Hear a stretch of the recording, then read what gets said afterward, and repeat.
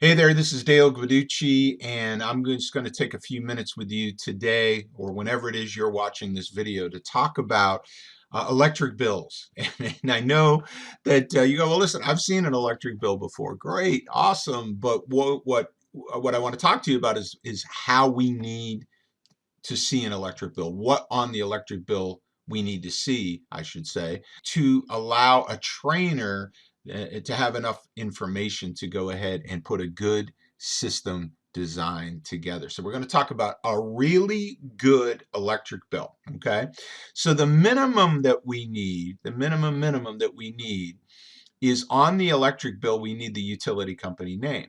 And of course, on every electric bill, the utility company name is present. However, when your homeowner that you've spoken to about getting their electric bill, they take a picture of the electric bill, it sometimes cuts off the utility company name.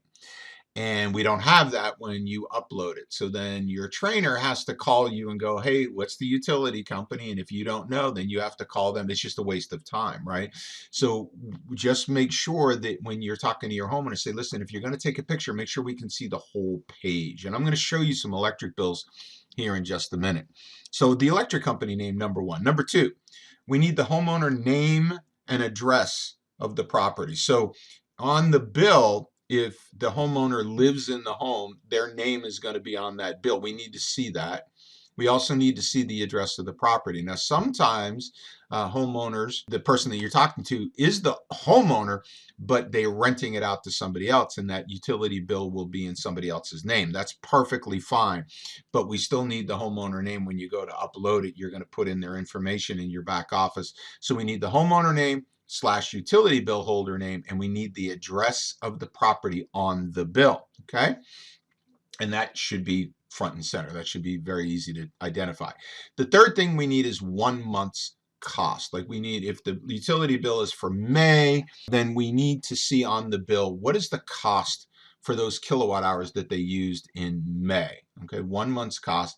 And then a really, really big one, but necessary one, is 12 months worth of kilowatt hours, okay? Now, if you're not familiar with electric bills, or you don't even pay attention, you just pay them, right? Which is what most people do. You might not realize that on most utility bills, there's either a graph or a list. It may not be on the first page. It might not be on the second page, but somewhere in that number of pages that a bill comes with, there is a graph or a list that says 12 months worth of kilowatt hours. We need that, because if we're going to design a system and we only have 1 month's worth of cost, and that say is for May, we don't know what they're using for kilowatt hours in June, July, August, September, October, etc., right?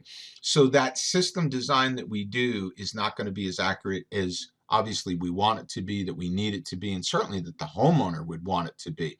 So we need a list or a graph of 12 months worth of kilowatt hours. Those are the minimum things we need for a really, really good utility bill, okay? Now, extra credit, what makes you a rock star, is if also on that utility bill we can see the meter number. Is it necessary to have the meter number to do a system design? No, it's not. Is it necessary to have the next one, the account number, on the utility bill? No, it's not.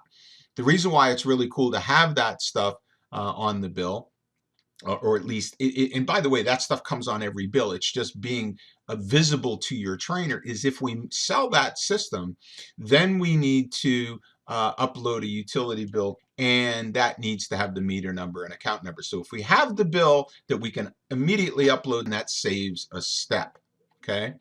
So if we don't have these things, it's really, really hard to build a good system design. You're probably going to get a call back from your trainer saying, hey, can you call your homeowner back and get this? And it's just time back and forth, back and forth, back and forth. It's just a waste of your time, the trainer's time, and we don't want to do that. And we want to be able to give the homeowner the best design that we possibly can. The next thing that will make you a rock star is if you get a picture of the breaker box. Some people call it the electrical panel. Most people call it the breaker box. If you could get a picture of the breaker box showing the main breaker, and I'm going to give you an example of it here in just a minute, okay?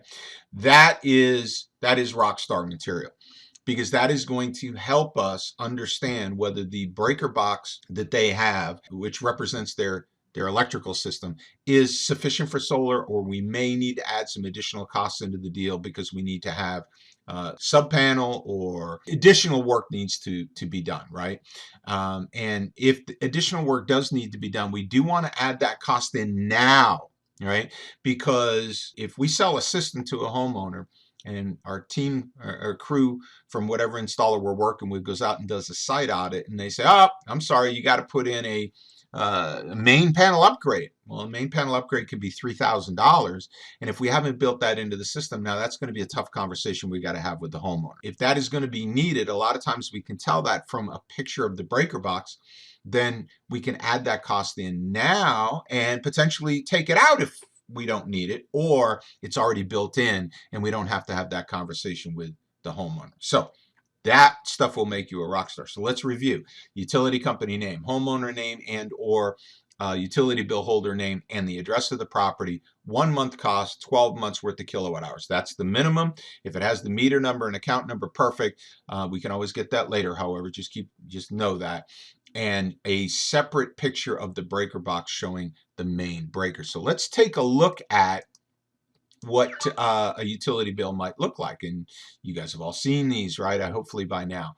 But here's one in Riverside, California. You can see the utility company name up here. Perfect. I've got the homeowner name and address blacked out here, but it's there. So that's perfect. Now, this particular utility company also provides water and sewer. We're not really concerned with that. We're concerned about with the electric. We've got 1 month's breakdown here. Perfect. The cost is right there. Perfect. But there's one thing we don't have. I'll give you 2 seconds to figure that out. Yep, we do not have a graph or a list of 12 months worth of kilowatt hours. So in this case, I got to go back to the setter, and the setter's got to go back to the homeowner to get that 12 months worth of kilowatt hours. Similarly here, this one's out of the state of Texas, Trinity Valley Electric Cooperative. We got 1 month's worth of cost right here. Perfect. The kilowatt hours for the month are right here. Perfect. We even have the kilowatt hours for last month. That's pretty good. Okay. But again, what don't we have? We don't have a graph showing 12 months worth of kilowatt hours. And this graph right here is not that. This graph right here is per day for the present month. So again, had to go back to the setter. Setter's got to go back to the homeowner. Guys, waste of time, right? If we can do this job right the first time, it's better for the homeowner, better for the setters, better for the trainers, better for everybody involved. This is a great bill right here. This is Duke Energy in Florida. You can clearly see that we have 1 month's worth of cost. We've got the homeowner information here along with the address. And we've got a beautiful, nice, clear, and easy to read graph. Your trainer loves setters that do this. I love setters that can bring a utility bill that looks like this. So just kind of giving you a couple of examples of good bills. This one is from Central Maine Power. Look how clear this is, this clean. These right here are not pictures from a phone. These are PDFs, right? That or screenshots off a website that the homeowner took, which is really, really nice if you can get the homeowner to do that, because you can see everything so clearly. We actually have an account number that I blocked out. We have a service location and homeowner name. We have 1 month's worth of cost, and we've got this really cool graph, right, that not only shows kilowatt hours for this past 12 months, but the previous 12 months, which we really don't need, but still it's very, very cool. So that's what we're looking for with utility bills, guys. I'm also going to show you a picture of a breaker box. Okay, now this one happens to be on the exterior of a house. Okay, there's a little door over here that was opened up to expose the breakers. Okay, that's what you'll find if they're on the outside of the house. Sometimes they're wider and shorter, and sometimes they're tall like this one and longer. Sometimes they have multiple rows of breakers. They're all shapes and sizes, right? Sometimes they're in the garage. Sometimes they're in the basement of a house if a house has a basement. Sometimes they're in a closet, right? You move the clothes back. Oh, there's the breaker box, right?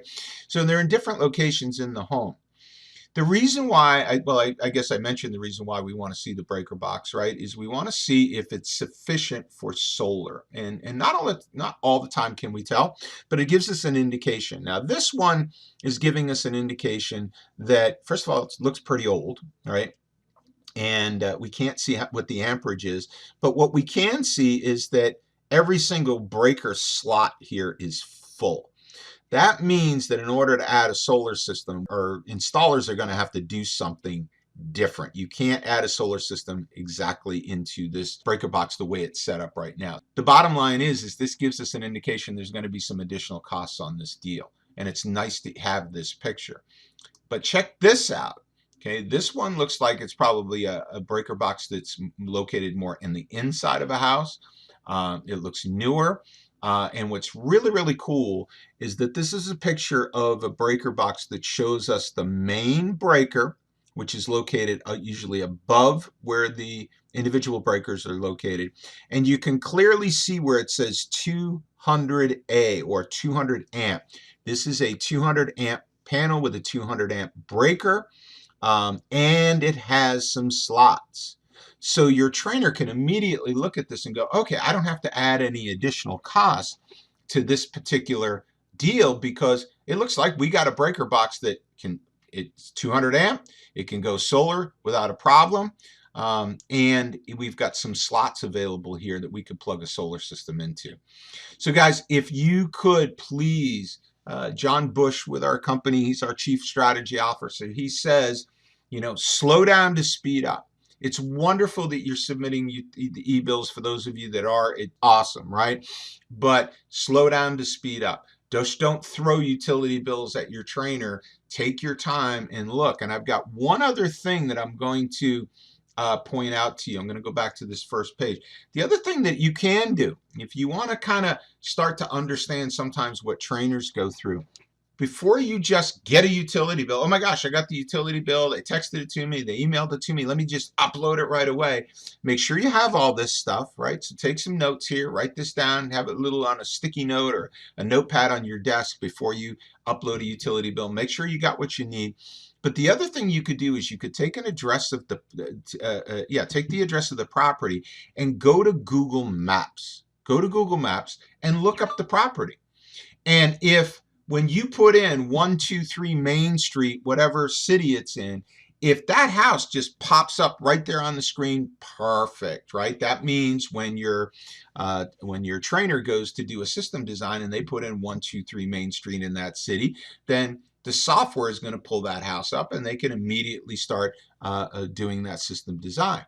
But if you put in 123 Main Street in that city, or Smith Street or Rocky Street or whatever it is, and the flag on Google is out in the middle of the woods someplace, or in the middle of a street, or in the middle of a field, and it's not showing the house, we are going to have a problem on our end because our software that we use uses Google Maps. And if that flag is in the middle of a field on Google Maps, it's going to be in the middle of the field in our software. And what's going to have to happen is your trainer's going to have to call you and go, hey, can you call your homeowner and put them on, a Zoom real quick, or otherwise have them identify on Google Maps exactly where is their house, because I can't find it, right? And that happens more often than you might think, but it does happen often enough where it just slows things down, because your trainer's got to understand, your trainer's got a lot of things going on. They want to get you turned around as quickly as possible and help you get that appointment as quickly as possible, to help you get that sale as quickly as possible. But these are the things that can really, really, really slow things down. So please pay attention to all this. I don't think it's too much information. I don't think it's too much to ask. Just when you get to be a trainer, if you ever become one, you want to become one, you'll understand exactly what I'm talking about. And I'll tell you just some advice. Keep the link to this video or know where it is so that you can start using it when you're a trainer with your setters. So get a really good utility bill, and then, become a rock star. Like, be that one setter that is like taking care of your trainer. It'll pay off. Trust me. Take good care.